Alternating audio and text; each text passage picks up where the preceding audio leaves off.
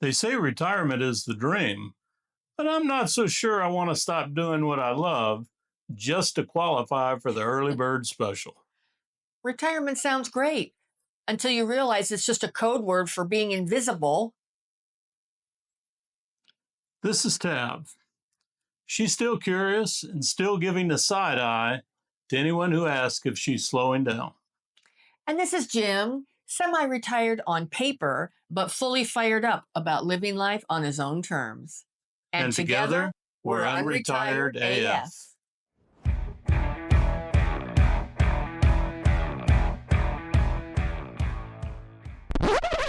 Hello, and welcome to today's episode of the Unretired AF podcast, where we're going to be talking about 5 reasons to never retire, even if you can afford to.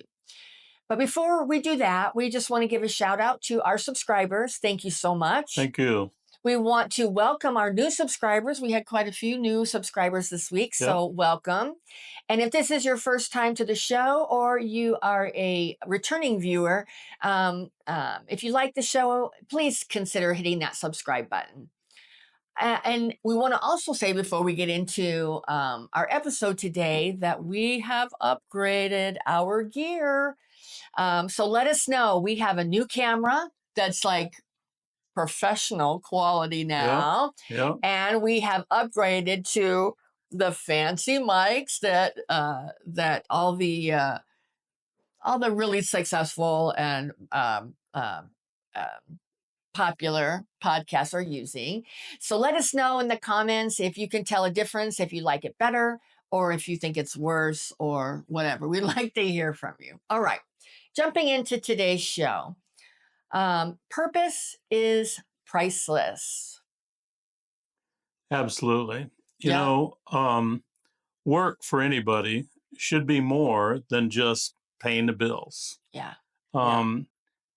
Yes, work gives you purpose. It does. Work gives you identity. Definitely does. And work allows you to make money to maybe do things that you like to do on the side. Right. For me, I like to fish. I like to take care of the boat. I like to work on cars. You know, all that takes money. So in order to do that, sometimes you got to put up with crap to be able to make money. Well, and it's important to have purpose. I mean, as we get older, we've all known people who have retired. We've seen them retire, and then all of a sudden they don't have any structure anymore. Right. So basically what they're doing, they go to McDonald's for their coffee in the morning, then they eat dinner at 5 and they wait for Wheel of Fortune and Jeopardy to come on, and that's their life. And so having a purpose is super important to reason to never retire, because, you know, it doesn't always, like Jim said, it doesn't have to be about the money. I mean, just keeping yourself engaged, keeping some kind of structure in your life is important. Super. It's funny you say that, because Friday, when I had an early appointment, I stopped at McDonald's to get a iced tea, because they always have fresh tea. And I was the youngest son of a bitch in there. There must have been 40 people in there eating their breakfast and drinking their coffee. They do. It's one of the affordable places. It is a social place for people on a fixed income. But even for people who have money, we had friends in Scottsdale that had plenty of money, and they would go to McDonald's and regularly every day, because they made friends and they would meet up for it. So anyway, the second reason of the 5 reasons, reason number 2, is mental fitness matters. It absolutely does. If you're staying engaged, you're trying to and keeping your mind sharp. If you don't have any purpose in life, and the highlight of your day is going and talking to all the old cronies at McDonald's, you know, if your biggest decision is whether you're going to get eggs with your pancakes, you know, that's probably not good. Right. And I know I want to stay sharp. Yeah. I don't want to just be one of those old guys that everybody, it's so bad because he's so old and he can't do anything. Screw that, man. Right. I want to always be the guy that can do something. Right. You don't get to 80 and have a clear mind by not doing anything in these 20 plus years to get there. Well, exactly. You want to have at least one new idea. Right, right. So don't be afraid to step out there, try new things. Right. Involve yourself in conversations that make you think. Yeah. Yep. Well, and doing nothing all day, it leads to brain fog because your brain needs that challenge. It needs that engagement. It needs, to be thinking and doing something. So if all you're doing is sitting home and watching TV all day, I am not anti-TV. I have my shows I like to watch, but honestly, you need to be doing something that's engaging your brain. I mean, keeping yourself busy keeps your brain sharp, and that can be hobbies. I mean, it doesn't necessarily have to be something to do with your job. I mean, you may be unretired not by choice. You may be unretired because you don't have the opportunity to retire, and you may be doing something you don't particularly like, or it may not be engaging. But find a hobby that is, because you got to keep your brain engaged. Absolutely. And that'll keep your mind young. Exactly. All right. The next reason number 3 is social circles shrink without structure. Is that a tongue twister? Social circles shrink without structure. So you know them. We all see them. The people that are retired that are lonely. If you get a guy or a woman for that matter, anybody, if you get somebody that has had a structured life for 60 plus years, and then all of a sudden they decide that today's the day that I'm not going to do that anymore, all of a sudden they're looking for things to do. And if they can't find things to do, then they sit and watch TV, make excuses. They don't go out. They don't interact. They complain. Yeah. And you focus on their health problems. None of us want to be that person. No. Don't be that lonely guy sitting at McDonald's by yourself. Right. Engage. Exactly. Get up and talk to somebody. Well, and doing some kind of work, and it can be paid work, or it can even be volunteer work. Sure. I mean, just doing some kind of work brings people into your orbit. I mean, you're going to see people if you're working most of the time, or even if you're volunteering. You're going to be around people. You're going to have that regular contact with people, because especially if you go from a lifetime of working. I mean, most of us started working in our age range. I mean, I started working at 14. Doing stuff, babysitting, doing other kinds of jobs until I turned 16, and I could get like a regular job. And I've been working my whole life, and so you go your whole life working and having structure and getting up and doing stuff, and then all of a sudden you don't have to do that anymore.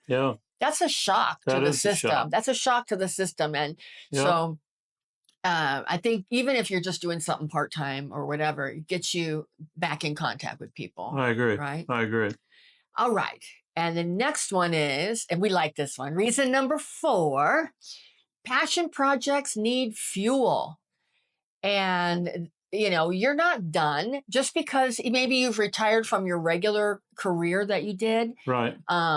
You're not necessarily done. I mean, it's just about shifting gears, changing that momentum and putting it in a different way. Because like Jim said earlier, if you have a passion project, something that you're really passionate about, it costs money to do it. Do you want to, like he's talking about, fixing up and restoring classic cars.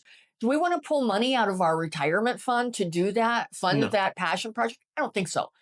So, keeping engaged with work can fund those passion projects you want to do. I mean, I have a lot of friends that are not a lot. I probably have 4 that do quilting. I had no idea how much those long arm quilt machines that they get to do that. They are thousands of dollars. It costs a lot of money. So a lot of habits, that's not even a nice way to say it. A lot of hobbies require some money to fuel that, that passion project. Sure.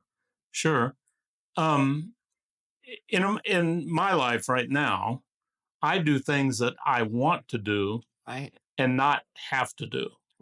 Now, I'm still working, so there are some things, some deadlines and stuff that I have to meet. Sure. But they're my deadlines. And I pretty much put them on myself to get stuff done. Right. Just to keep things flowing. Mainly it keeps things flowing so I have money to do the fun things we like to do. Right.